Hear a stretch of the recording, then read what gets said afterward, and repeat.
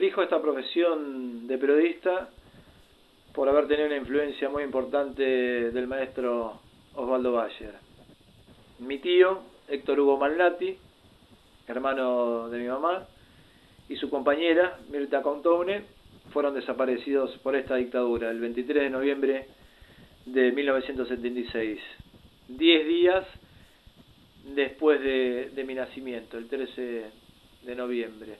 Uno de los libros que tenía mi tío era Los Vengadores de la Patagonia Trágica, los primeros 2 tomos, que de la antigua editorial Galerna, que era donde Osvaldo investigó sobre los obreros patagónicos fusilados en el sur patagónico en el año 21-22.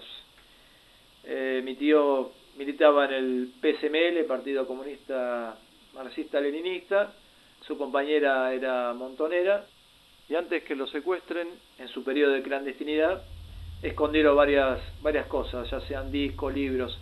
Y entre las cosas que escondieron fueron estos 2 tomos del libro de Osvaldo. Cuando se restituye la democracia, 83, 84, mi padre me acerca Los Vengadores de la Patagonia Trágica, que había sido libro de mi tío. Así que es como que se generó una simbiosis entre el gran escritor y el gran militante que ya no estaba.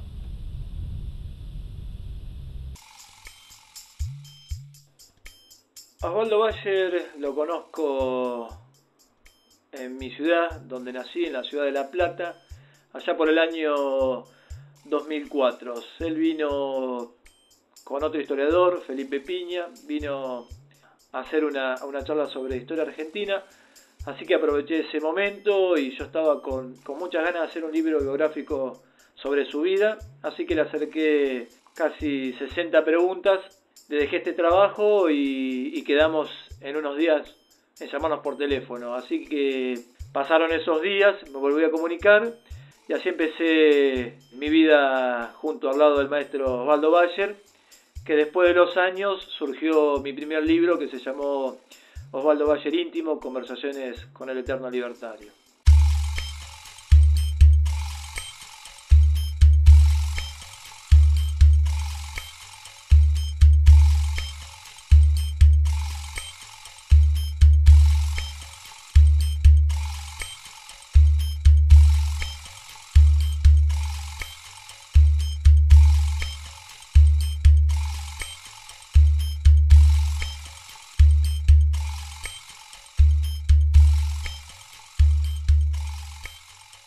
Bueno, Osvaldo, me gustaría que me comentaras un poco cómo fue tu historia en el diario Noticias Gráficas, con quién compartiste redacción y qué tipo de notas hacías en ese medio.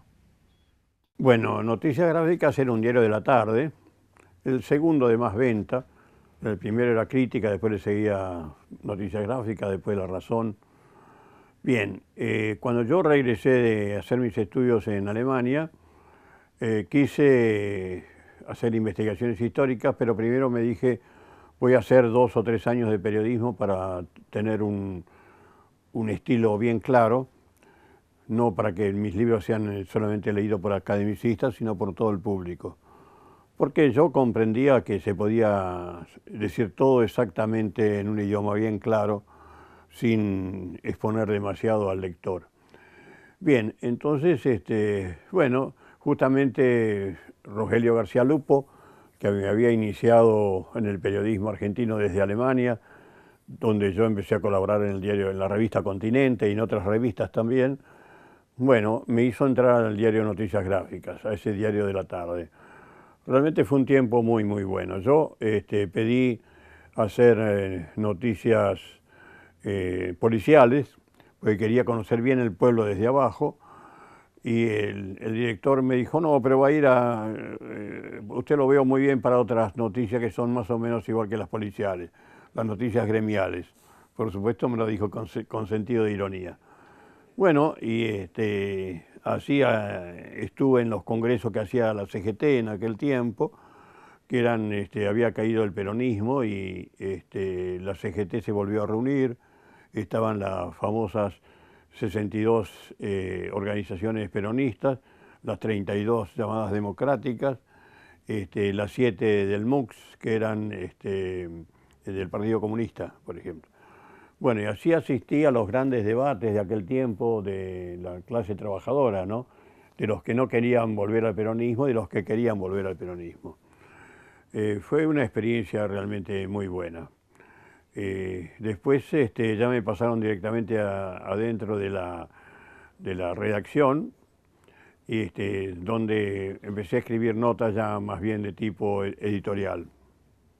Osvaldo, ¿con quién compartías redacción? Bueno, en las redacciones de aquel tiempo no eran periodistas recibidos en escuelas de periodismo, porque no había escuelas de periodismo, había muy, muy pocas y no se visitaban. Eran casi todos poetas, escritores, gente que se había hecho conocido por sus escritos. Bueno, y por ejemplo, en mi redacción estaban José Portogallo, un poeta muy conocido de aquel tiempo, y Bernardo Berbisky, novelista, que hizo una novela y describe las villas miserias en Buenos Aires. Una novela que se llamó Villas Miserias también es América. Bien, realmente pasé momentos muy, muy, muy lindos con esa gente. Después que terminábamos nos íbamos a un restaurante a comer algo, ¿no? Y bueno, fue casi un año y medio. Al año y medio yo me retiré porque quería, como me dije, conocer el interior del país y hacer periodismo en el interior.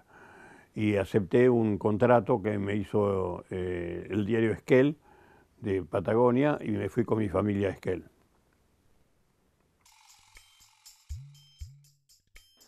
A Estela Caloni la conozco allá por el año 2005. Recuerdo que en ese año el que fuera presidente de los Estados Unidos, George W. Bush, vino a imponer acá en Mar del Plata su Tratado de Libre Comercio, el ALCA. La conozco acá cuando se hace un documental sobre ese acontecimiento acá en la ciudad de La Plata. Estela vino a presentar ese documental y cuando terminó toda la actividad, yo me acerqué muy, muy tímidamente y se dio que la pudiéramos acompañar en el auto hasta su domicilio en la capital federal. Vi el momento de pedirle su obra cumbre, Operación Cóndor. Atiné a decirle, Estela, ¿me podrías dar por favor este libro que para mí es muy importante? Así que no esperé esa respuesta que fue inmediata, me dijo, ¿cómo no te voy a dar este libro que es tan necesario para la lucha de los pueblos? ¿Por qué y cómo fueron tus comienzos en el periodismo? En realidad yo comencé en la poesía, más que en el periodismo. Era la poesía, la literatura, lo que más me interesaba. Es bastante fácil saltar de una cosa a la otra, o al revés, ¿no? También del periodismo a la literatura, pero desde que vine a Buenos Aires yo ya empecé a hacer algo de periodismo, sobre todo en revistas, lo que yo le digo del under, del subsuelo, por suerte, porque fue lo que más me alentaba. Y creo que yo venía con un sentimiento muy fuerte de los temas sociales, porque de chica había crecido en el campo, había visto la lucha de mi madre como maestra frente a las arbitrariedades, explotaciones y soledades de la gente. Bueno, entonces empecé a escribir aquí en Buenos Aires sobre distintas temáticas políticas, sobre todo haciendo boletines para alguna gente de la resistencia peronista en su momento, después en unas revistas que sacaba como hoy en la cultura, que el Partido Comunista tenía una gran presencia en la cultura, es decir, casi todos los escritores o pintores de ese periodo histórico pasaron por allí o fueron publicados. Desde allí salté a escribir más cosas, a investigar los temas de África, a conocer a Gregorio Seltzer, a Marcelo Quiroga Santa Cruz, a mucha gente extraordinaria. Llegué a conocer también a Selman Michelini, víctimas después del Cóndor, a Gutiérrez Ruiz, a gente magnífica, pero sobre todo la figura de Gregorio Seltzer, que es un gran periodista, un gran escritor, un gran investigador, Todo eso me alentó muchísimo y bueno, después escribía en Política Internacional, la revista Política Internacional, América Latina en Armas, Cristianismo y Revolución.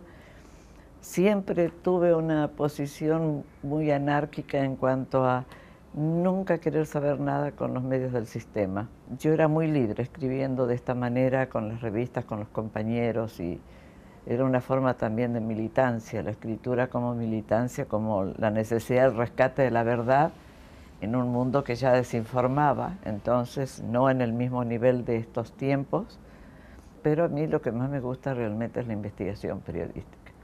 Los años 60, 70 eran años de grandes lecturas, eran años muy creativos, muy especiales, ¿no? Bueno, la última dictadura nos obligó a muchos a tener que salir, nosotros en el gremio periodístico, yo especialmente por temas de derechos humanos, porque había conocido, por ejemplo, trabajábamos mucho con temas de derechos humanos con las comisiones de solidaridad con Paraguay, la comisión de solidaridad con Guatemala, con Palestina desde entonces, que era muy fuerte en ese entonces, y cuando yo voy a México, todo ese aprendizaje, todo ese background que llevaba de todo lo que había trabajado ya sobre política internacional, todo el mundo que yo había conocido ya para entonces, había ido a Chile, había cubierto las elecciones de Chile, había estado con gente maravillosa como Víctor Jara, conocí a Allende. A Carlos Aznárez lo conozco en el año 2006. En ese entonces estaba buscando una entrevista con él para mi segundo libro sobre Osvaldo Bayer. Recuerdo que lo fue a ver en la Universidad de Las Madres. Él era director en ese entonces de la radio de Las Madres. Así que fui, le pregunté si podía hacerle una nota en ese momento, le conté lo que estaba haciendo, así que él, de la mejor manera, no presentó reparos ni nada, así que lo hicimos ahí mismo en la pecera donde él hacía el programa de radio.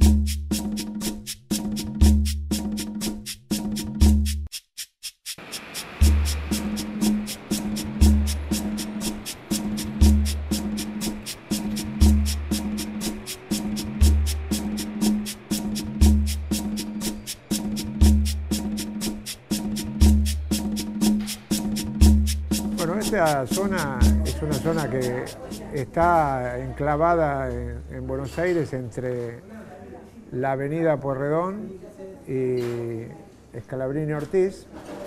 En ese momento del que vamos a hablar no se llamaba Scalabrini Ortiz, todavía se llamaba Canning.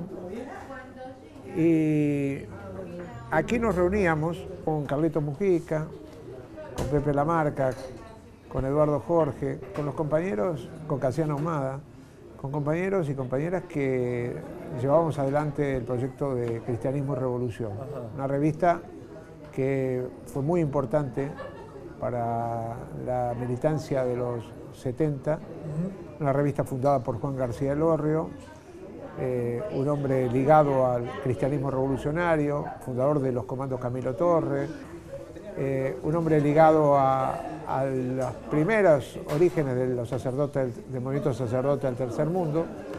Y bueno, en un momento, por todo su trabajo, por toda su militancia, a Juan lo asesinan, yo creo que lo asesinan, está en duda todavía, tuvo un accidente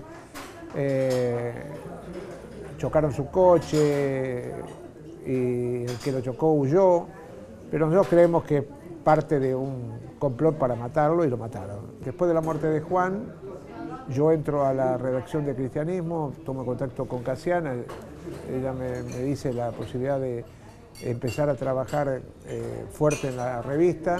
Sí. Hubo toda una idea de que si seguía o no seguía la revista y toda la redacción decidió obviamente seguir para adelante y seguir con la misma línea que había impreso Juan en la publicación.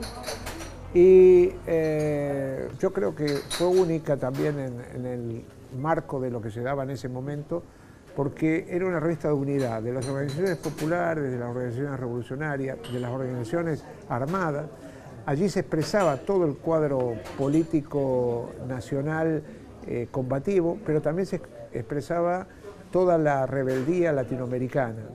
Allí escribían y se publicaban los documentos del Movimiento Izquierda Revolucionaria de Chile, de los Tupamaros de Uruguay, de la gente del ELN de Bolivia. O sea, estaba impregnada de las ideas guevaristas, de la idea del Che. Se hacía con un artesanado increíble. Nos juntábamos en bares, hacíamos de alguna manera toda la planificación de cuál iba a ser el próximo número. En los bares, se sentaban en los bares. Y a veces en las casas de nosotros mismos. Yo me encargaba de la parte gremial y también de los artículos políticos. Yo ya militaba en ese momento en el peronismo de base, FAP, peronismo de base, y bueno, volcábamos. Allí se publicaron los documentos fundamentales del debate entre las organizaciones armadas, entre la RP y Montoneros, entre la FARC y Montoneros, y había una impronta de lucha muy clara, de respaldar a todos los que luchaban en el continente, pero sobre todo de respaldar a toda la gente que estaba peleando aquí en la Argentina de la manera que sea. La revista era una revista, para caracterizarla, tremendamente subversiva, pero a la vez una revista esperada por la militancia porque era muy formativa. Además tenía unas páginas donde se cubría día por día todo lo que estaba ocurriendo a nivel de la resistencia popular. Estamos hablando de la pelea contra la dictadura de Lanusse, estamos hablando de todo lo que significó el trabajo en los barrios, el trabajo de alfabetización, el trabajo en el que participaron cristianos revolucionarios en el Impenetrable, en el Chaco. Allí se formó mucha gente alrededor de los curas revolucionarios y bueno, la revista reflejaba todo esto. Y tenía una impronta también marxista y peronista, y a la vez nos apoyábamos todos en las definiciones de Fidel Castro cuando hablaba de que más allá del marxismo en América Latina había que contar con el cristianismo revolucionario. Cada vez que sacábamos un número había que hacer prácticamente un operativo para ir a buscarlo a la imprenta. El último número fue increíble porque hubo que andar por todos lados para tratar de que no cayera el número, precisamente lo guardábamos en distintas casas y ya habíamos tomado la decisión de comprometer a la revista, que hasta ese momento era una revista independiente de todas las organizaciones, de comprometerla con el peronismo de base y con toda esa experiencia de lucha del peronismo revolucionario. Y bueno, allí la cierran, la persecución contra Casiana Humada se hizo muy fuerte, muchos compañeros que tuvieron que salir de sus casas para no caer presos en ese momento, y bueno, después cada cual siguió con la militancia por otro lado, pero dejó un hueco. Entre los años 1958 y 1973, Argentina vivía momentos políticos de mucha intensidad. Democracias, Frondizi e Ilia, dictaduras militares encabezadas primero por Onganía, donde se producirían hechos como la Noche de los Bastones Largos, el Cordobazo. Después vendría el dictador Leviston y Lanusse. En el año 72 ocurriría la masacre de Trelew, donde serían ejecutados 16 guerrilleros de organizaciones políticos militares. Y en el año 1973 se produciría la masacre de Ezeiza, el mismo día que llegaba el general Juan Domingo Perón, jefe del Partido Justicialista, a la Argentina después de 18 años de exilio forzado.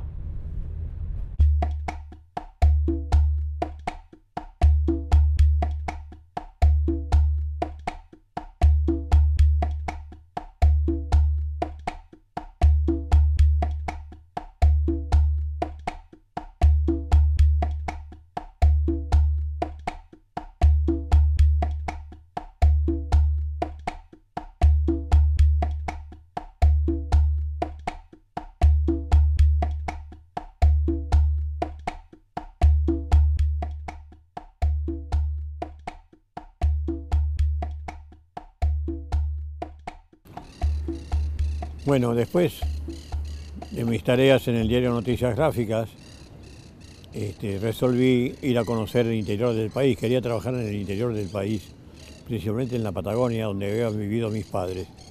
Y mi mujer me iba a acompañar, ya teníamos 3 hijos. Bueno, y conseguí que me contratara el propietario del diario Esquel, en el Chubut, y me fui a trabajar, a dirigir el diario Esquel. Fue realmente una tarea hermosa al principio. Me puse en contacto con todo el pueblo, traía los temas, los problemas del pueblo, cómo era la gente, etcétera, etcétera. Pero el dueño del diario era un hombre muy ultraconservador y me dijo que por favor no me metiera con los problemas de los indígenas ni los problemas de la tierra allí.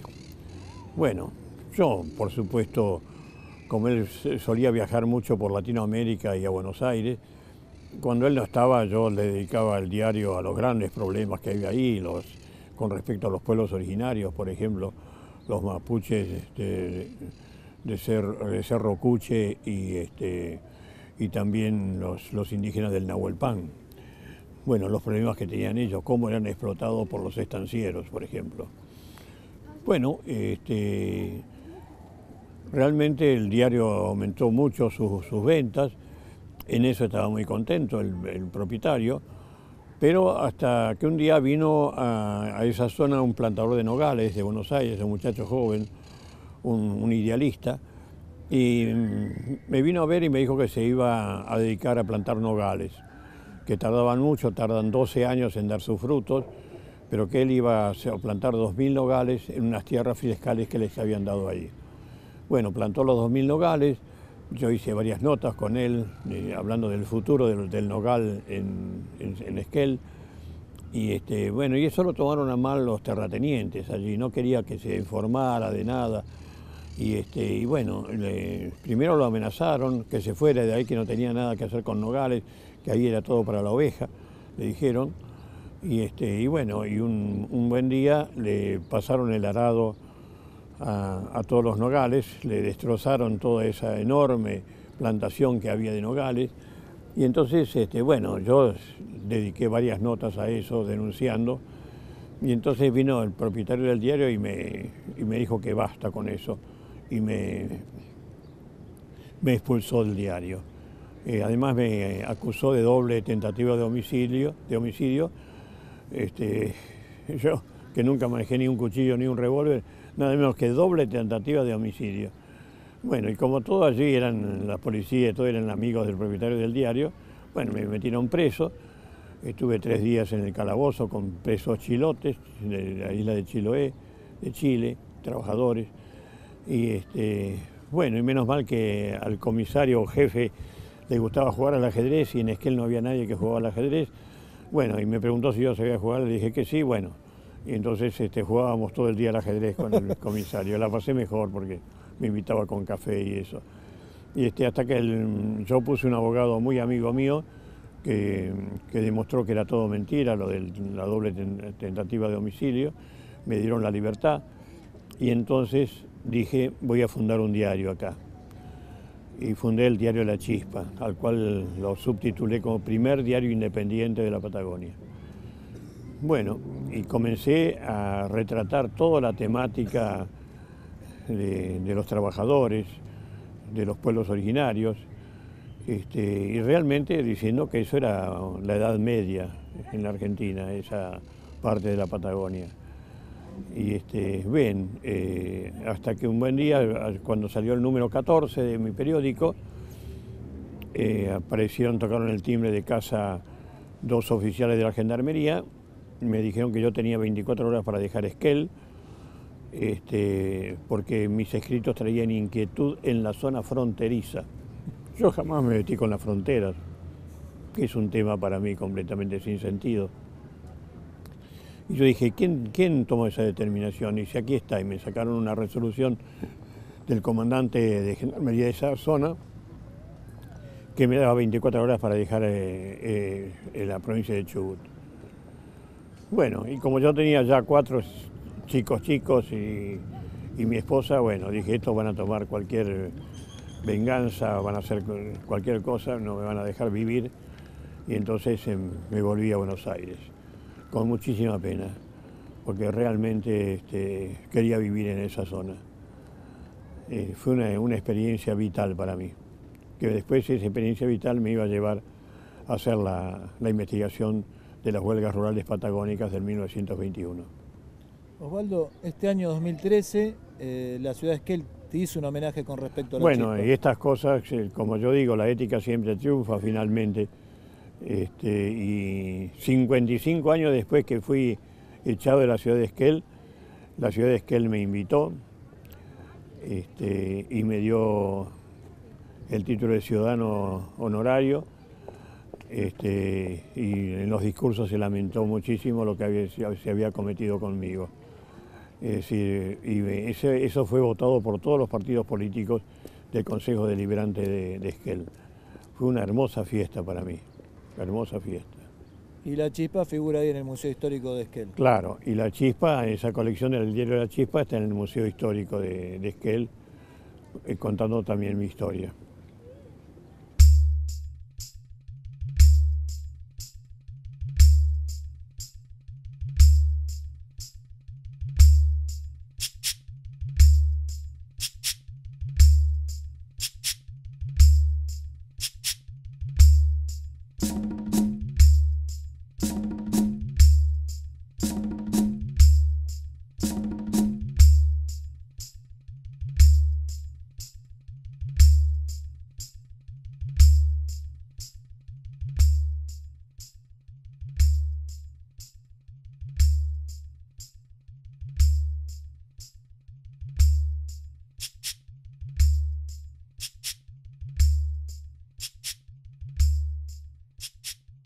Bueno, cuando me expulsan de la ciudad de Esquel, la Gendarmería, llego a Buenos Aires y bueno, a veces hay que tener suerte, porque al día siguiente me voy al centro de Buenos Aires a recorrer un poco y me encuentro con un periodista amigo y me dijo, por las audiciones de Rogelio García Lupo, me enteré lo que te ha pasado en Esquel, y me dijo, sos un verdadero héroe del periodismo. Y digo, bueno, no exageres. Y dice, ¿querés venir a trabajar a Clarín? Me dijo. Bueno, yo que no tenía trabajo en ese momento dije que sí. Así que al día siguiente de llegar a Buenos Aires expulsado de Esquel, entro en la redacción de Clarín. Bueno, fueron también muy buenas experiencias. Entré en policiales primero, que yo lo elegí, porque entraba uno muy en contacto con la población. Y después, poco a poco, fui pasando a la redacción general, y era una redacción realmente donde había poetas, también estaba ahí don José Portogalo, y González Tuñón, ese gran poeta argentino, con los cuales fueron mis mejores amigos en la redacción de Clarín.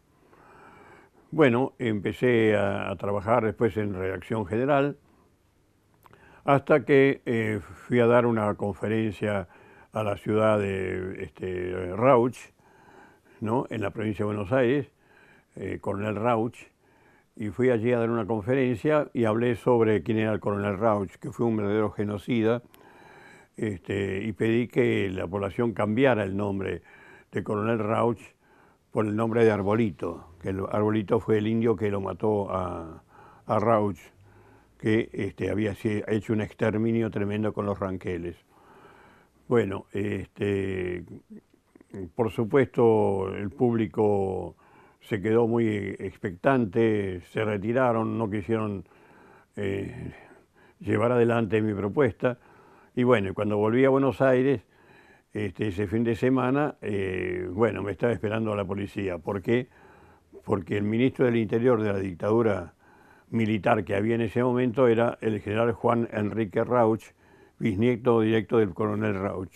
Hay que tener mala suerte, es como sacarse la lotería al revés.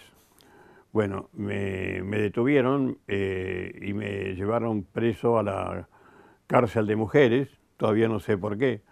Me han dicho que porque no había lugar en la cárcel de hombres, donde estuve 64 días preso. Cuando salí, volví al diario Clarín, donde estaba trabajando, y no me daban trabajo. Pero yo cumplía las 6 horas, porque realmente no había sido la justicia la que me había condenado, yo no había hecho ningún delito, sino que había sido preso a disposición del Poder Ejecutivo. Bueno, allí estaba, sin que me daban trabajo, y el director del diario, el doctor Noble, siempre los lunes se paseaba por la redacción y se paraba junto a un escritorio de un periodista y le decía el nombre, por ejemplo, Juan González. Y el periodista se paraba y decía, sí, doctor. Dice, usted tiene familia, tiene 4 hijos. Quiere decir que el nombre se informaba antes para hablar con el periodista y hacerse conocida. Bueno, y se quedó hablando como 20 minutos, media hora. Y esa vez, el primer lunes que yo volví de la cárcel, que no me daban trabajo, Noble se paró frente a mi escritorio. Y yo pensé, ahora me dice usted qué hace aquí, mándese a mudar. No, un hombre que estuvo preso no pertenece más a Clarín. No, todo lo contrario. Me dijo, Osvaldo Bayer, le digo sí. Dice, tengo que decirle una cosa, usted va ascendido a la mesa de redacción con los jefes.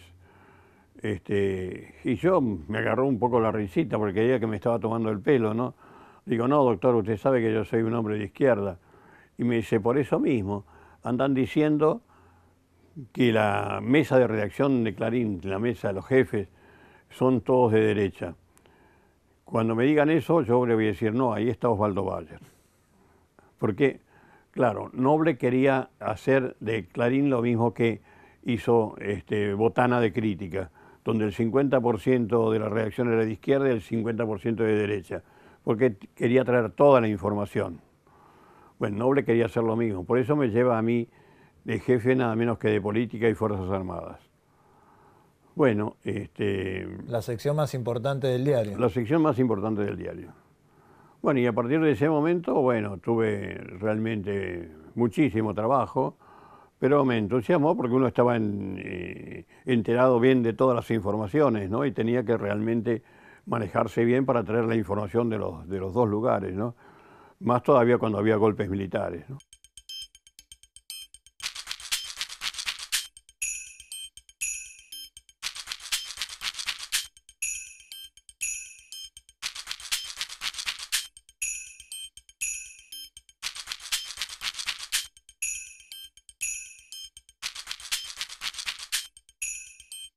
Mientras cumplías la función como periodista en el diario, ¿ahí es cuando vos te eligen secretario general del sindicato de prensa? Claro, cuando yo estaba en esa, es decir, la redacción, como yo había tenido ya actuaciones como delegado de la redacción, me pidieron que por favor me presentara como candidato en el sindicato de prensa, que reunía a los periodistas y también a los trabajadores de la administración de los diarios y también los trabajadores de la impresión del diario, no los gráficos, sino los que llevaban los diarios, etcétera, etcétera. Bueno, me presenté como secretario general adjunto es decir, como segundo, como vicepresidente, digamos, ganamos la elección y justamente ahí tuve una experiencia tremenda porque el que era Benito Mateu era el secretario general, fue electo en el Congreso de la Federación para todo el país como secretario general de la Federación. Es decir, que yo pasé a ser entonces secretario general del Sindicato de Prensa. Bueno, y allí cuando Clarín dejó cesantes a 6 periodistas, hicimos el primer paro en la historia de Clarín y obtuvimos que no se hiciera esa medida y volvieron a trabajar los periodistas, algo que quedó realmente en el recuerdo de la redacción de Clarín. Osvaldo, ¿cuándo se produce tu cesantía en el diario? Bueno, mi cesantía en el diario se produce cuando, bueno, muere el doctor Noble y entran, como la esposa de Noble no tenía ninguna noción de periodismo, hizo entrar al grupo de Frigerio, un grupo político de Frigerio, donde, bueno, estaba un tal Aranda, un tal Mañeto y otros.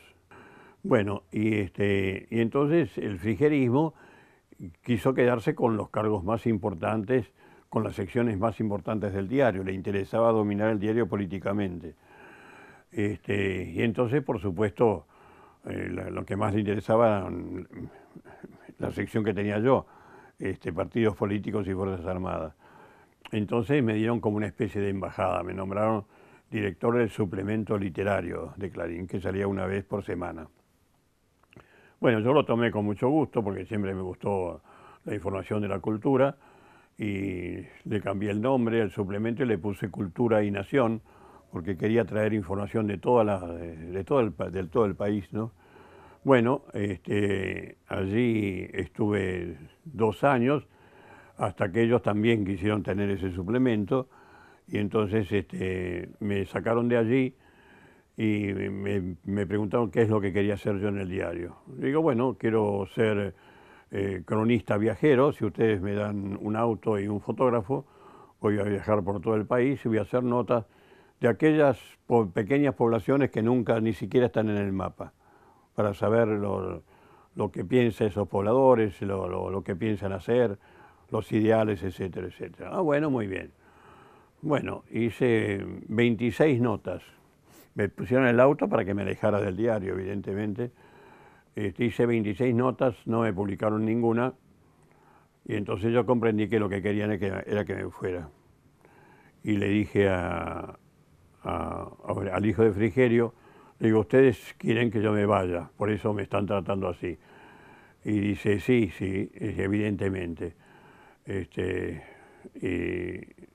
le dije, bueno, como ustedes quieran. Y bueno, me echaron, por supuesto, pagándome la indemnización.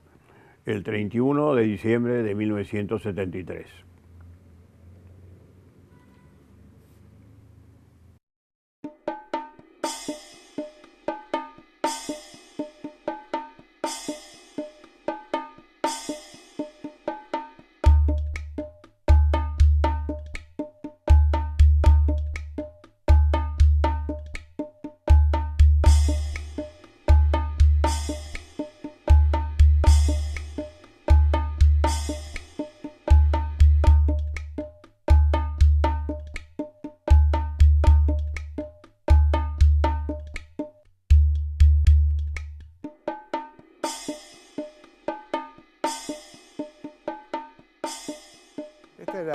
Aquí funcionaba la redacción de noticias. Ahora está el local de Suteba, pero antes aquí había una puertita por aquí, subías las escaleras y entrabas a la redacción del diario. O sea, digamos, bueno, que era un diario mítico, que había casi como una selección nacional del periodismo, estaba Rodolfo Wall, Paco Urondo. Estaba lo mejor del periodismo argentino, sin duda. Lo mejor del periodismo comprometido. Juan Gelman, Paco Urondo, Rodolfo Walsh. Había gente latinoamericana. Estaba Selmar Michelini, que después lo asesinaron. Estaba Leopoldo Moró, radical, porque La política tenía la organización Montoneros en ese momento, era una política de apertura hacia la constitución de un Frente Nacional y Popular. Entonces había gente también del radicalismo que de alguna manera compartían la redacción con nosotros. ¿Y cómo llegas vos, Carlos, a integrar parte de esta redacción? Yo llego a través, bueno, yo estaba militando ya en la estructura y bueno, cuando se abre este diario nos dan la posibilidad de algunos participar. Yo entré a trabajar en toda la cosa del archivo y a colaborar en toda la cosa gremial, porque yo ya venía de la experiencia de haber sacado un periódico gremial, de haber participado en toda la cobertura que se hizo con Secretarios Argentinos, de trabajar también en la experiencia del diario de CGTA, por lo cual cada cual se adaptaba a lo que sabía hacer. Y en ese sentido fue una experiencia maravillosa, que hoy, viéndola desde ahora, me parecía que duró 5, 10 años, 20, porque pasaron tantas cosas en ese casi un año que duró desde noviembre del 73, agosto del 74, parecía un siglo. Nos pasaron miles de cosas, pasaban miles de cosas en el país, y además estar en este barco tan interesante de periodistas excepcionales, de gente con un compromiso muy alto, que hoy, visto desde ahora, te cuesta imaginarse tantas celebridades del periodismo revolucionario juntas. Y además había un clima súper interesante también para la gente joven, o sea, era como una escuela. Noticias era, a la vez de ser un diario único, un diario realmente poderoso, de gran masividad, porque acordémonos de que se tiraban 100.000 ejemplares, y había momentos que se superaba eso. Ya había pasado Ezeiza, ya había la triple en la calle. La triple en la calle, la interna del peronismo estallaba todos los días, por eso, bueno, un buen día nos pusieron una bomba.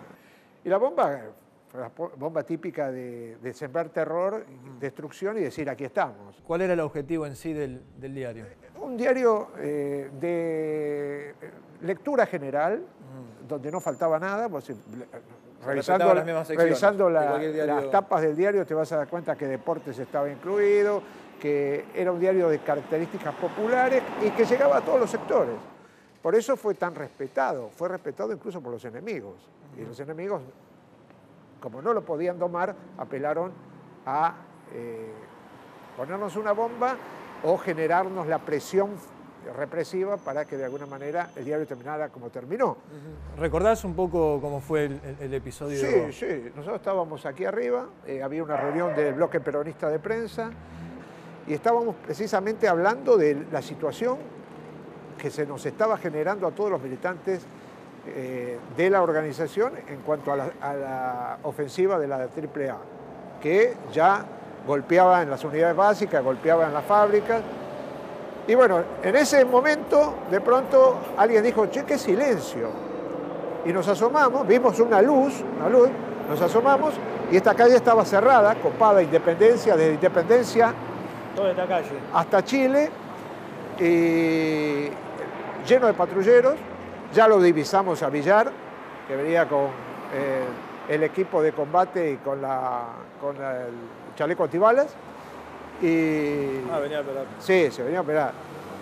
Y por supuesto entró como una ráfaga. Tuvimos que abrir, los compañeros de seguridad se fueron para atrás, porque obviamente había cierto armamento para la seguridad. Y nos sorprendió a todos nosotros allí, porque además subieron rápidamente, nos sorprendió a todos y nos dijo, bueno señores, se les acabó la joda, les cerramos este antro, ¿y dónde está Walsh? ¿Dónde está Bonazo? Y por supuesto dijimos que no estaban. En un momento esta sala se llenó de policías, no operaban a cara descubierta, no había estas cosas que hay ahora que se ponen acá, no, tenían la impunidad suficiente como para hacer lo que se les daba la gana. Y como no había nadie de dirección, llamamos al cabezón Abeger, a Norberto Abeger, y Villar habló directamente con él. y obviamente le dijo que se acababa, que Noticias estaba cerrado por orden presidencial. Por decreto presidencial. Exacto. Nosotros... Convengamos que estaba Isabelita. Estaba Isabel Perón. Nosotros nos colamos, algunos en medio del tumulto, nos colamos hacia atrás. En el archivo teníamos algunas cosas que teníamos que esconder, las escondimos. Y bueno, a partir de ahí nos fueron chequeando a todos para ver si nos llevábamos algo o no nos llevábamos. No nos llevamos nada, la redacción quedó clausurada, salimos a la calle y a partir de ese momento a hacer toda la historia de denunciar el hecho, buscar solidaridad, que se armó un lindo candombe con todo eso, porque obviamente era el primer golpe fuerte que daban a la libertad de expresión, claro, digamos, a lo que nosotros considerábamos libertad de opinión y ellos consideraban órgano de la subversión y todo lo demás. Ahí estaba viendo algo, Carlos, cuando estábamos hablando, veníamos caminando por acá, lo del mural. Me gustaría ver un poquito el mural, a ver si... El mural que han hecho los compañeros de SUTEBA, acá se hizo un acto hace 2 años, precisamente para recordar a Noticias, y aquí tenés a gente que trabajaba en el diario, obviamente Rodolfo Walsh, sí, tenés a Paco Urondo, tenés a Julito Troxler, que era el encargado... uno de los sobrevivientes de José León Suárez. José León Suárez, y obviamente tenés todo lo que significó la lucha, ¿verdad? Las Madres de Plaza de Mayo, todos los elementos. Parte de los diarios. Algunas tapas de noticias. ¿Crees que fue uno de los grandes aportes al periodismo argentino, el diario Noticias? No me cabe la menor duda. Así como decimos siempre que Rodolfo Walsh es uno de los grandes aportes, no solamente a nivel de la escritura, no solamente a nivel de la referencia ética. Bueno, Noticias realmente ha sido uno de los grandes aportes. Por hoy, vuelvo a decirte, si hoy pudiéramos trasladar a muchos de esos compañeros y resucitarlos y ponerlos al frente de una redacción, sacaríamos el mejor diario, pero sin duda del presente. La Revolución Cubana, que se produce en 1959, produce un hecho histórico en la lucha por la liberación de los pueblos oprimidos por el imperialismo norteamericano. En la década del 70, países de Centroamérica como Nicaragua y Panamá buscaron su independencia y soberanía.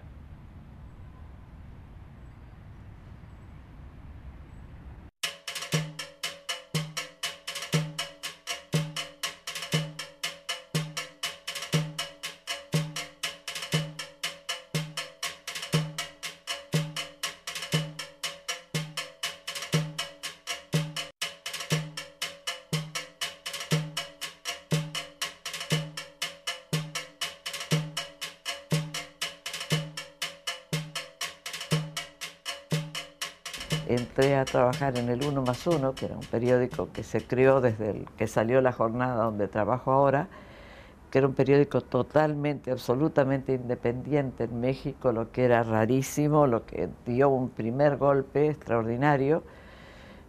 Y en ese entonces yo empecé a estar en internacionales y de repente me mandaron a El Salvador y ahí empecé ya unas coberturas como corresponsal. Estuve en El Salvador, luego con Nicaragua, que yo enseguida me encontré con la gente nicaragüense que estaba en la guerra contra Somoza, en la lucha clandestina, lucha guerrillera, lucha de liberación, ¿no?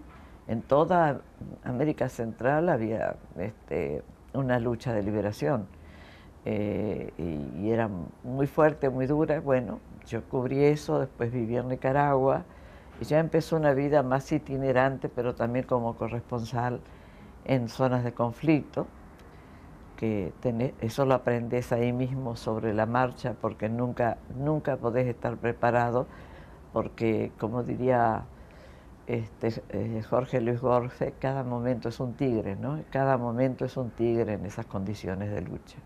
Me gustaría saber cómo impactó en su vida, ya sea periodística, la última dictadura cívico-militar que se instaura acá en Argentina el 24 de marzo del 76. Nada fue comparable a esta última dictadura. dejó secuelas que por mucho tiempo no se van a ir, y dejó secuelas en la sociedad que la vemos hoy en día, sociedades que están fascistizadas, que fueron fascistizadas en ese periodo histórico. Y sí, fue el gran impacto de nuestras vidas. Una dictadura es esta última dictadura más las otras, porque a veces nos quedamos solo en las víctimas de esta dictadura, pero en las otras dictaduras hubo muchas víctimas. Cuando ya había llegado la democracia argentina en el año 83, la ACNUR, la Organización de Naciones Unidas para los Refugiados, nos ofrece repatriarnos, ¿no? Y entonces hace una repatriación. Fue muy dura la vuelta porque, es decir, en principio no estaban un montón de los amigos que habíamos tenido, solo en el gremio de periodistas hubo más de 100 muertos y desaparecidos, ¿no? No te digo nada en el mundo de la poesía, de la literatura, todos los que faltaban. Y también en los sindicatos, ¿no? Una de las cosas que más me afectó fue la desaparición de Jorge Di Pasquale, de Farmacia, un gran dirigente, un gran dirigente. Y en fin, todo había cambiado. Yo, por ejemplo, me había quedado sin casa. Yo vivía en una casa que se estaba pagando cuando yo me fui, que no había firmado la escritura, diríamos, pero nunca pude volver a mis cosas. Es decir, hay una parte, no solo se perdió toda aquella gente amada que era parte de tu vida, sino la casa donde vos tenías toda tu historia desde la niñez hasta el año 76 que nos fuimos, ¿no? Y Susmundo del 76 al 84, ¿por dónde anduvo? Yo vine aquí, pero ya en el 85 había vuelto, 84 volví a Centroamérica. Es decir, volví a trabajar con los periódicos porque me fui a Libia a entrevistar a Libia y al norte de África.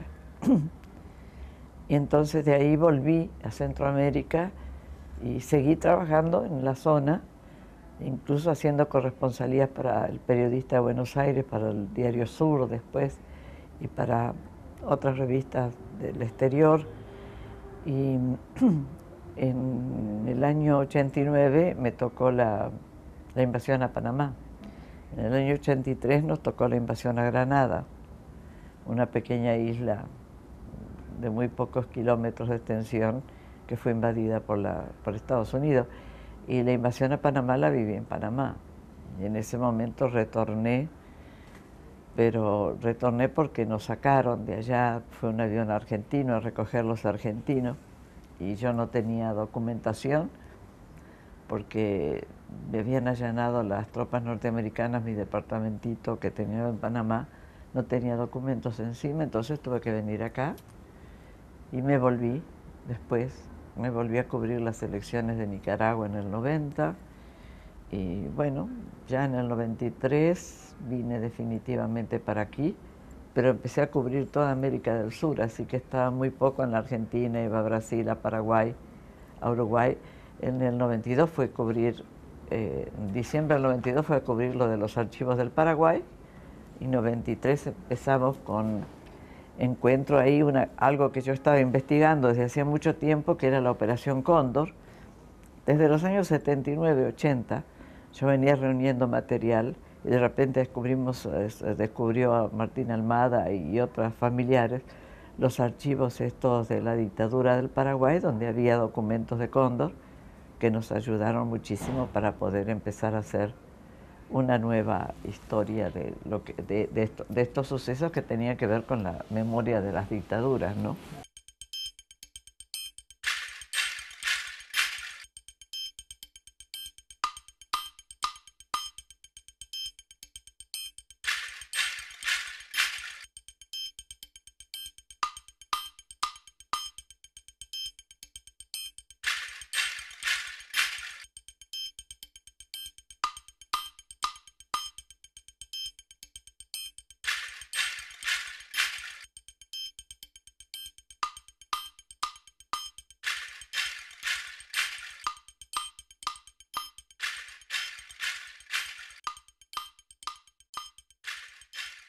Estela, además de ir cubriendo la insurrección sandinista para el diario mexicano uno más uno.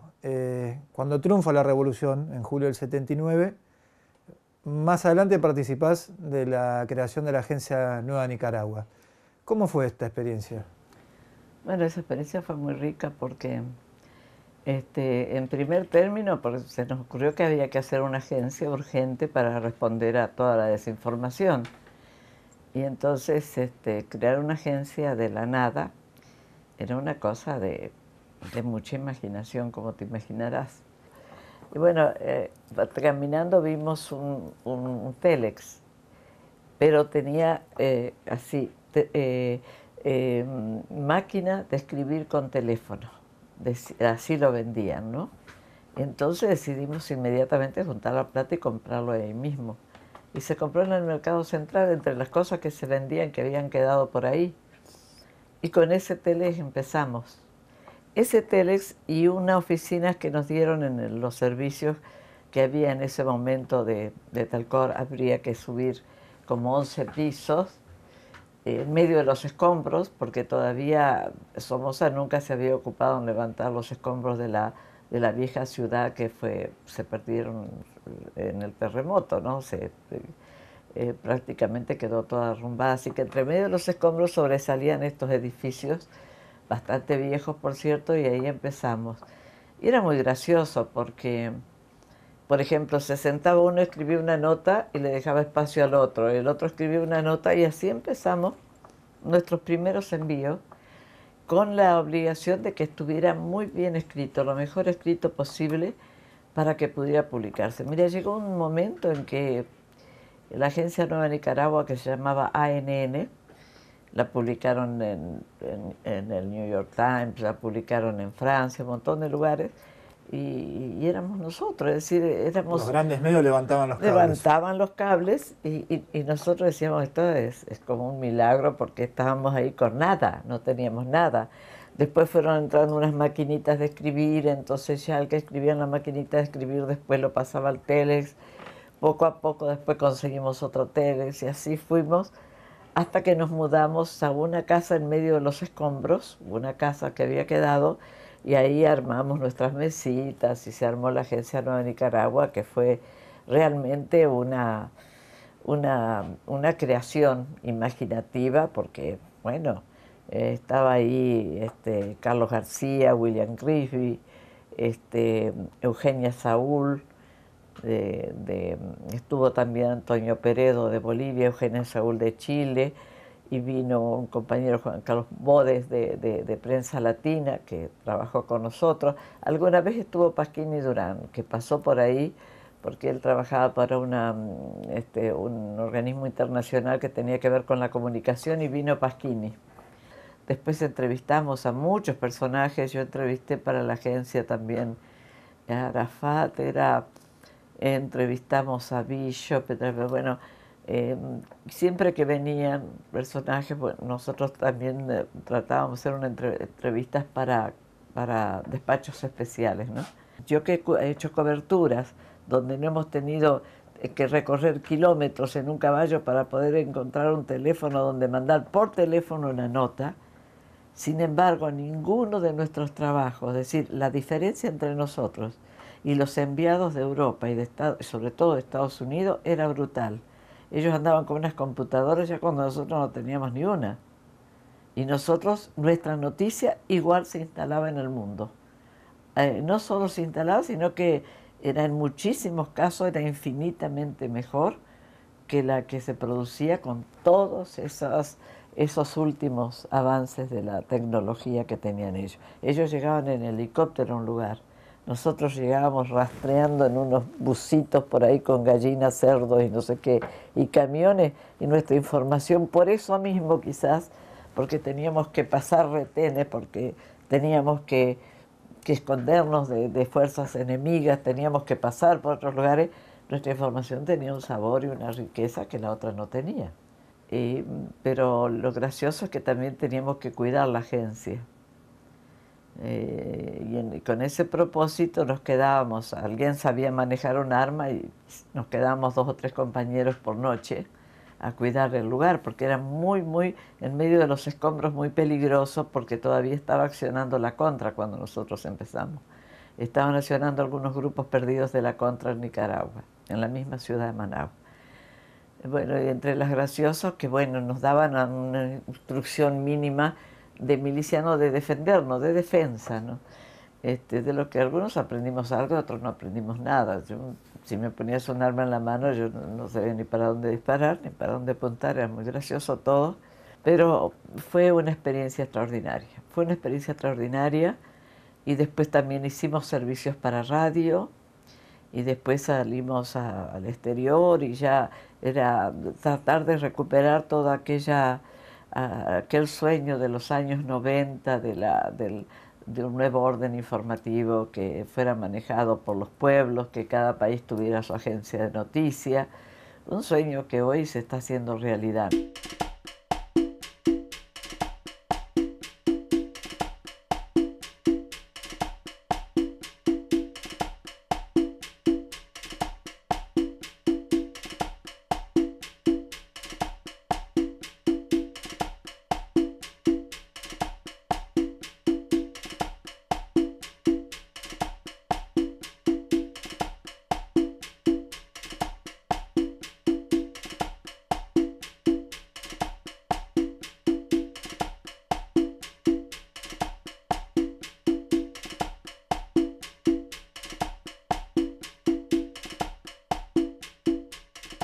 Carlos, durante la última dictadura cívico-militar se impone por distintos métodos de censura a los diferentes medios de comunicación.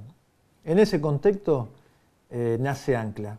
Esta es una idea que Rodolfo viene pergeñando desde hace tiempo y se da cuenta de que ante la gran cerrazón informativa, ante el silencio informativo y la censura más atroz combinada con la represión, había que empezar a trabajar cómo, de alguna manera, penetrar el muro. Él empieza a convocar gente. Entonces, bueno, a mí, personalmente, a mí me convocó a partir de una cita con el que era mi responsable en ese momento. Yo estaba en otra estructura más militar, aunque venía de la estructura sindical y de la estructura, también milité en la estructura barrial, y me cuenta, ya nos conocíamos con Rodolfo desde hacía bastante tiempo y habíamos participado en varias experiencias, además habíamos sido miembros, integrantes y fundadores del bloque peronista de prensa, de la agrupación 26 de julio de prensa, y me cuenta la idea y me parece exacta, apasionante y sobre todo necesaria. Bueno, esto mismo lo iba haciendo con otros compañeros, ya había hablado, creo que con Lila Pastoriza ya había hablado, después habló con Lucila Pagliai, después también hablamos con Eduardo Suárez, que en ese momento estaba trabajando legalmente. El nombre no es una casualidad, el nombre era también, por un lado, Agencia de Noticias Clandestina. La agencia era clandestina, no las noticias, la agencia. Claro. Y por otro lado, el emblema, uno piensa en Ancla y ve un ancla, la Marina. Una tarea increíble de penetración, de contrainformación. Penetración, cuando te digo penetración, es de alguna manera empezar a confundir al enemigo, claro. A empezar a dar información del enemigo que el propio enemigo cree que lo hace otro servicio de informaciones, Ejército, Marina, Marina Aeronáutica, a trabajar concienzudamente para dar a conocer las primeras informaciones sobre las desapariciones, sobre los campos de concentración.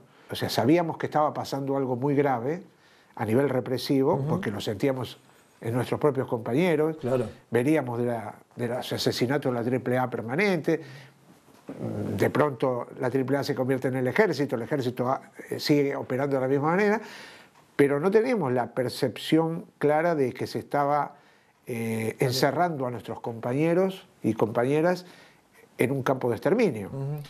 Todo esto que se fue desarrollando poco a poco y que en la cabeza de Rodolfo estaba muy claro de que eso iba a pasar, de que una vez que nos tiráramos a la arena con ese pequeño grupito de compañeros y compañeras, iba a haber rápidamente colaboradores anónimos, otros no tan anónimos, iba a haber periodistas que sin ser de la agencia iban a multiplicar el mensaje, y obviamente la agencia tenía un núcleo de gente al cual estaba dirigido, que eran eso también, multiplicadores.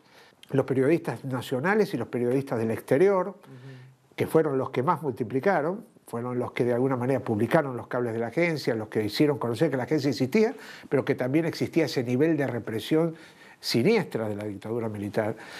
Los cables llegaban también a empresarios, a jueces, a militares, a sindicalistas, y muchos de esos sindicalistas o de esos curas se veían retratados allí como colaboracionistas, cosa que no les gustaba absolutamente. Y bueno, y también había un radio Bemba, o sea, el que leía algún cable de la agencia y quería contarlo y quería de alguna manera hacerlo circular entre su entorno, con las dificultades que eso tenía también, porque muchas veces en algunas redacciones o en algunos lugares llegaba el cable de ancla y se aterrorizaban, claro, porque nadie lo quería agarrar. Pero otros sí, lo agarraban, lo guardaban, lo memorizaban y hacían correr la voz. Y después lo otro era, como decía Rodolfo, todo está escrito, todo está en la prensa pública. Leer entre líneas, leer los avisos funerarios.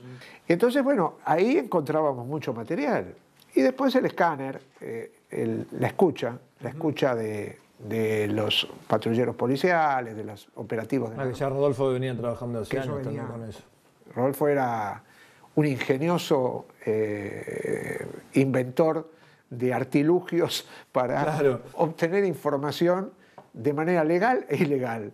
Y entonces eso nos fue dando todo un paquete informativo que muchas veces tendríamos que haber sacado 5 o 6 cables por día. ¿Y cómo se despachaba el cable? Y, bueno, primero había que imprimirlo, se imprimía en papel Biblia, y para que cuando lleváramos los sobres a los distintos buzones de correo donde se despachaba, muchos de estos cables iban al exterior. Ya al poner revista Cambio 16, Le Monde, todo, bueno, podías despertar alguna sospecha. Entonces los del exterior, se hacían en buzones ya más individuales, o sea que solamente se metía esa carta y no se metían otros cables. Y los que eran de aquí, bueno, eso sí, los repartíamos en distintos buzones. Cuando lo asesinan a Rodolfo, porque no lo alcanzan a secuestrar, lo asesinan porque él cae en combate. O sea, él saca su arma, se defiende y lo asesinan. A partir de ese momento ponemos en marcha esta idea de que alguna gente iba a tener que salir del país para llevar adelante el proyecto afuera. Y allí se decide que sacamos al exterior Lucila y yo. Y Lila nos iba a seguir pocos días. ¿Desde acá? Sí, poco tiempo después iba a salir ella también. Y después en el medio de eso cae Lila. Lila Pastoriza. Entonces cuando ya cae Lila Pastoriza, nosotros pensábamos desde el exterior, ya decimos, bueno, acá la situación es cada vez más complicada, porque ya se nos rompe el nexo con el país. Ahí es donde toma la posta Horacio Berbisky y Luisito Guagnini, y ellos, bueno, sacan adelante hasta agosto del 77, sacan varios cables más, y allí ya se termina la historia de Ancla. Osvaldo, me gustaría que me cuentes tu último encuentro con Rodolfo Walsh. Bueno, me llena de mucha tristeza ese encuentro, pero por otra parte nos dio oportunidad de la despedida, digamos, sin saber que iba a ser el último encuentro. Bueno, yo había estado un año en el exilio, debido a que había aparecido en la lista de las 3A, y cuando Isabel Perón llama a elecciones, Yo me dije en el exilio en Alemania, bueno, ahora puedo regresar porque si hay elecciones va a haber más libertades. Regresé a la Argentina, bueno, y 4 semanas después la dictadura militar, que ya era casi imposible salir. Entonces, bueno, y de pronto, estas fantasías que tiene la realidad, me encuentro nada menos que con Rodolfo Walsh, tal vez el hombre más perseguido en Argentina en aquel tiempo, nada menos que en la esquina de Corrientes y 9 de Julio. Donde antes estaba en una esquina, donde antes estaba el trujolero relojero con sus largas vidrieras con todas llenas de relojes. Entonces nos vimos, me hizo así con la cabeza Rodolfo, y fuimos a la vidriera como si estuviéramos viendo los relojes y ahí hablábamos. Y me decía, ¿qué? Me acuerdo de la primera pregunta, y dice, ¿qué haces acá? Tenés que irte. Y yo le dije, mirá quién habla. Me dijo, no, vos escribiste lo de la Patagonia. Le digo, ¿y vos? Digo, que escribiste sobre temas ya actuales y te metiste con el sindicalismo, burócrata y todos ellos. Y me dijo, no, pero no es lo mismo. Y yo le dije, sí, somos todos inocentes, le dije. Y bueno, y ahí estuvimos hablando y yo le dije que tenía que irse, que él podía con sus escritos tener mucho más valor para el pueblo desde lejos, escribiendo, y no así sometido a la persecución. Y entonces le pregunté, le dije, digo, me acuerdo cuando éramos estudiantes en filosofía, le digo, que vos eras socialista, digo, no eras peronista, digo, ahora te hiciste peronista, qué extraño. Y él me miró con sus ojos bien inocentes, como tenía con sus anteojos, y me dijo, no te equivoques, yo no soy peronista, yo sigo siendo marxista. Me dijo, ¿pero dónde está el pueblo? Y yo le dije, sí, el pueblo es peronista, sin ninguna duda, pero no es revolucionario, no los va a acompañar. Y él me dijo, ya vamos a ver. Tenía fe en que el pueblo se iba a levantar contra los militares. Bueno, entonces después me dijo, mira, vamos al cafecito que está aquí en calle Corrientes, en la media cuadra, que uno se puede irse pasar escondido ahí. Bueno, fuimos al cafecito, fuimos a la última mesa, todo bastante oscura, y ahí estuvimos hablando de tiempos viejos y también de política. Y después en el exilio en Alemania me enteré que lo habían matado de esa manera tan bestial, ¿no? El señor Astiz de la Marina, ¿no? En ese enfrentamiento que habían tenido, y él se defendió con un revolvito pequeño contra las ametralladoras de la Marina de Guerra. Y muy herido lo llevaron a la ESMA, donde allí murió, lo mataron, no se sabrá nunca eso. Era el mejor de todos, sin ninguna duda. Qué escritor, qué periodista, qué ideólogo, cuánta generosidad en él, lo que hemos perdido en él.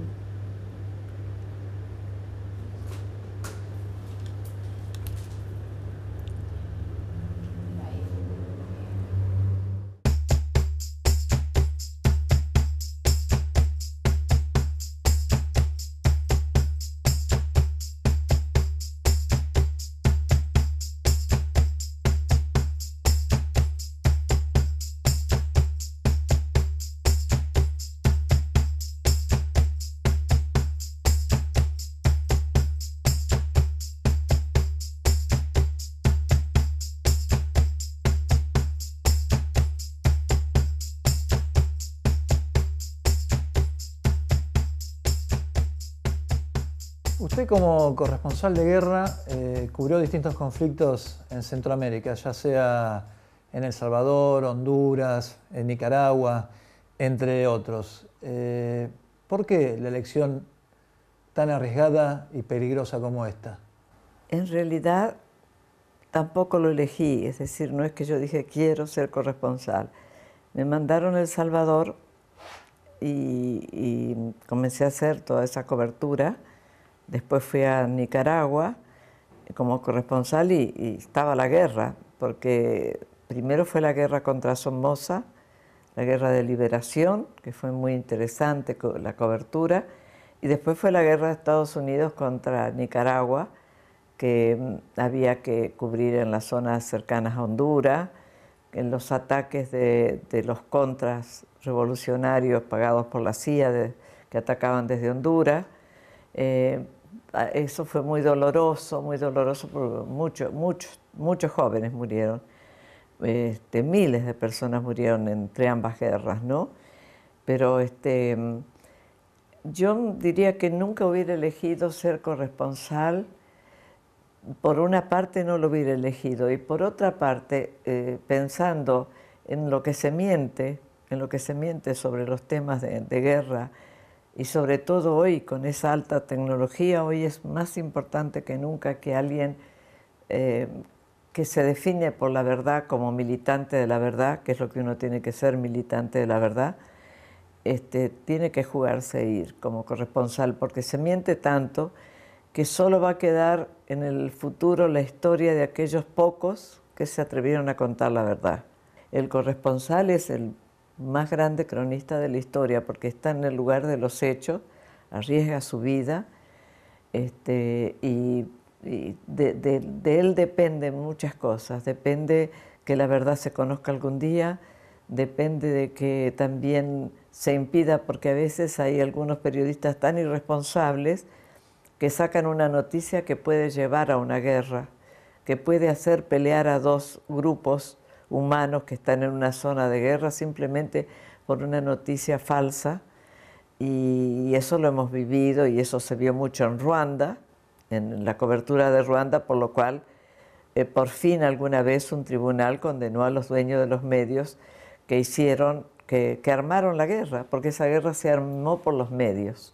Había una cosa muy importante, creo que debe saber la gente, que cuando uno está en un frente de guerra, todos somos amigos, aunque estemos diciendo cosas distintas. Había un sentido de solidaridad muy fuerte, porque el corresponsal la figura del corresponsal se armó en base a que ibas con las tropas, sobre todo en la Segunda Guerra Mundial. El que va con la tropa de un lado va con la tropa del otro. Pero es que ahora las guerras son asimétricas, entonces de repente una persona que se arriesga su vida porque no puede entrar con las tropas o porque está precisamente cubriendo a un país, en un país y está cubriendo del lado del pueblo de un país que está siendo invadido, de repente por ahí no se lo clasifica como corresponsal. Y yo creo que es mucho más corresponsal que el que va con las tropas. Con tantos años, ¿no?, siendo corresponsal, Estela, ¿qué te quedó de todo eso? Bueno, me quedan miles de recuerdos, sobre todo la necesidad de contar muchas cosas que todavía no se han contado. Me queda una gran angustia porque el tiempo que tiene uno a estas alturas de la vida, así no es el mismo tiempo que tiene un joven y vos tenés necesidad de contar para que la gente entienda algunos procesos que todavía están indefinidos dentro de no está la verdadera historia contada. Por ejemplo, la invasión a Panamá. No se sabe de verdad lo que fue esa invasión. La invasión a Granada, la invasión a Santo Domingo en 1965, las guerras mismas, qué pasó cuántos años llevaba peleando Guatemala desde los años 60, qué pasó en esos años. Hay mucho que decir. Te quedan muchos recuerdos, hay momentos, qué sé yo, que se te muera un muchachito en tus brazos y vos le contestes como si fuera la madre, ¿no? Miles de cosas, cargar en los camiones los heridos, quedarte en un lugar a ras de la contra, el helicóptero que se tuvo que ir y nosotros quedamos ahí porque el helicóptero no podía quedar en tierra porque lo iban a hacer volar. Y entonces quedábamos nosotros ahí que no sabíamos en qué momento se podían o no cruzar y nos iban a matar a todos. Y bueno, porque si podemos evitar las guerras es mejor no ser un corresponsal de guerra, deberíamos ser corresponsales de la paz, deberíamos contar historias como se hace de cómo la gente lucha por su vida o lucha por, en un pueblito perdido, médicos que salvan vida. Deberíamos contar la historia de la vida. Estamos contando siempre la historia de la muerte. Yo quisiera que transformáramos esa visión y a los jóvenes le toca, preferiría que nadie quisiera ser corresponsal de guerra, sino todo lo contrario. Pero bueno, sabemos que hay intereses muy fuertes para los que la guerra, solo la guerra les posibilita llenar sus bolsillos y entonces tenemos mucho que luchar por delante. Es decir, para mí este es un periodo de lucha por la paz.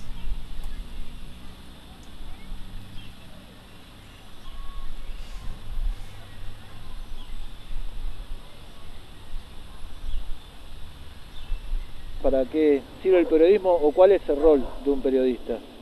¿Para qué debería servir? Más que para qué sirve. ¿Para qué debería servir? Y debería servir para, primero, informar, comunicar, entrelazar, generar autoestima en los que no la tienen o la han perdido a fuerza de los golpes que le da la vida. Dar una imagen de un lugar, de una situación, de un país, una imagen fidedigna, veraz. Creo que, sobre todo, lo más importante es informar verazmente. Y con esto ya se hace periodismo revolucionario. Es lo poco que veo hoy es esa información veraz. Yo creo que veo las cosas manipuladas, tergiversadas, veo que cada cual juega el juego del patrón que tiene, veo menos pasión en los periodistas de hoy, mucho más comodidad. Antes había que salir a pelear la noticia, a buscarla en la calle. No digo que no lo hay hoy, que hay compañeros y compañeras que se esfuerzan muchísimo, pero siempre están los de arriba para desanimarlo. Claro. Antes no digo que no lo había, pero había menos. Y había más periodistas saliendo a la calle a buscar y a correr y a transpirar la camiseta y a correr la información. Bueno, yo vengo de esa escuela. Claro.